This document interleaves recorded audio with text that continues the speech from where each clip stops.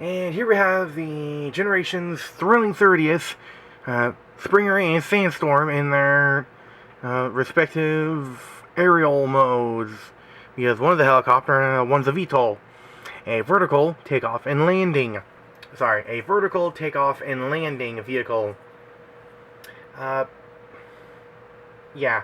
Anyway, let's look at him first, because speed. Spin!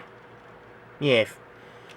That's all they can do. You know, you can just shoot the missiles out. Or you can take this off and reach in here. Bring down the front forward landing gear, and that's it.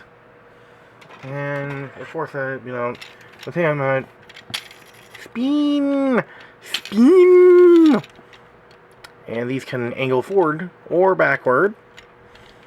That's it. Or, well, if you have Springer's gun, just put it on top right here, or take his gun off.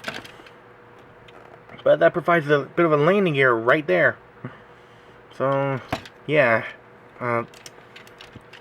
But, you know, if you really want to, you can, sorry about that, have, well, a tail cannon as well. So yeah, let me just pull that down and put that right there. Yeah,